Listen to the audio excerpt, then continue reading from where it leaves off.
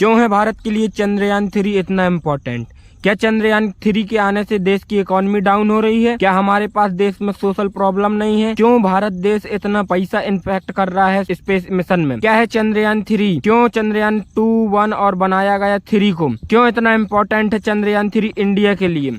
क्या इंडिया इससे अपना पैसों का लॉस कर रहा है? क्या इंडिया के साइंटिस्ट इंडिया के पैसे और इकोनॉमी को ध्वस्त करने के पीछे पड़े हुए हैं? क्यों है इतना इम्पोर्टेंट चंद्रयान 3? मैं आप लोगों को बता दूं कि चंद्रयान 3 के आने से हमारे देश की बूस्टर इकोनॉमी होगी। चंद्रयान 2 से बहुत सारी चीजें सीखी हुई हैं साइंटिस्ट वगैरह ने और हमारे चंद्रयान 3 एक बेटर बना के दिया है। उम्मीद है कि चंद्रयान 3 100% लैंड होगा और 100% वर्क करेगा।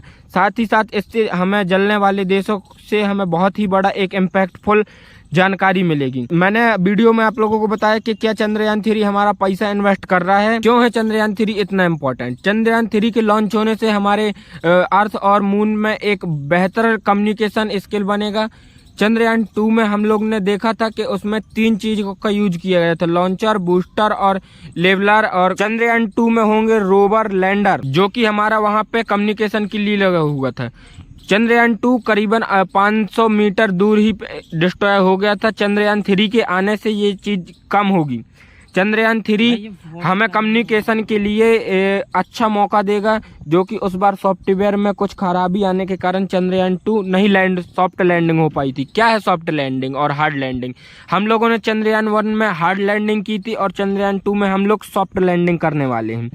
जैसे कि मैंने आप लोगों को बताया कि ये जो चंद्रयान 2 इसलिए भी इम्पोर्टेंट है, इसका बजट 615 करोड़ है। वहीं की हमारा चंद्रयान 2 का बजट 8020 करोड़ रुपए था। अभी हाल ही में आई मूवी आदि पुरुष का बजट भी 7000 करोड़ रुपए था, जिससे हमें इसरो को कुछ सीख मिलती है। साथ ही साथ इसके पीछे एक ये भी मुद्दा हो सकता है कि क्यों हमें इतना इम्पोर्टेंट है। इससे हमारे देश में इकोनॉमी बूस्टर होगा, ये एक इनकम का अच्छा सोर्स होगा। अगर हमने वहाँ पे सॉफ्ट लैंडिंग कर ली तो हमें भी बहुत सारे सैटेलाइट लॉन्च करने का मौका मिलेगा। और इसमें हो रहे स्टार्टअप में $3 बिलियन की जो स्टार्टअप कंपनी है, अगर हमने उसका 20% भी कैप्चर कर लिया तो देश के लिए बहुत बड़ा इकोनॉमी बूस्टर बन जाएगा। इसीलिए चंद्रयान 3 बहुत इंपॉर्टेंट है हमारे देश के लिए। और आज होने वाली चंद्रयान 3 की लॉन्चिंग बहुत ही इंपॉर्टेंट है। ये श्रीहरिकोटा से हो रही है। ये लॉन्चिंग इसलिए भी इम्पोर्टेंट है क्योंकि अभी तक 3 ही देश इसमें 100% सक्सेसफुली हो पाए हैं, रूस, अमेरिका और चाइना। साथ ही साथ भारत चौथा देश बनने वाला है।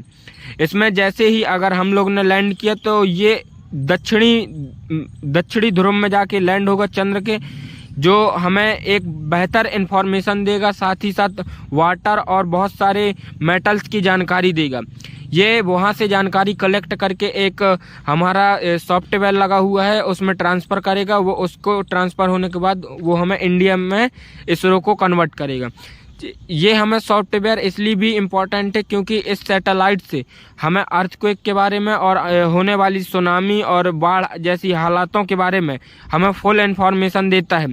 साथ ही साथ क्यों हमें दूसरे देश हम लोग के चंद्रयान मिशन का मजाक उड़ाते हैं, क्योंकि उन लोगों को डर लगता है अगर इंडिया जैसे देश अगर इस तरह के स्पेस मिशन में सक्सेसफुल हो जाएंगे तो हम लोग की नाक कट जाएगी। साथ ही साथ मैं आप लोगों को बताना चाहता हूं कि जिस तरह से चाइना हर बार LHC में घुसपैठ करता है, उसमें भी बहुत ही ज़्यादा इंफॉर्मेशन देता है हमें इसरो कि हम उन्हें रोक सकें, जो कि हमें डिफेंस के लिए बहुत ही इम्पोर्टेंट है। साथ ही साथ समुद्र से आने वाली सुनामी में बहुत ही इम्पोर्टेंट रोल अदा करता है, जैसे कि अभी उड़ीसा में देख ही सकते हैं आप लोग। साथ ही साथ एक अभी हमारे इसरो का बजट नासा से करीबन 15 गुना कम होता है, जो कि हमें विक्रम साराभाई से सीखने मिलता है। इसके रोवर का जो नाम है विक्रम क्यों रखा गया? ये नाम विक्रम साराभाई के नाम पर रखा गया है, इसीलिए इसका नाम विक्रम रखा गया है। इसमें LSB और SSB का लॉन्चिंग का यूज किया जाएगा। साथ ही साथ इंडिया अब कुछ दिनों के बाद इसरो अपना दूसरों के भी अब सैटेलाइट लॉन्च करेगा और अभी भी कर रहा है। ये लॉन्चिंग आज हरिकोटा से होने वाली है 2:35 में।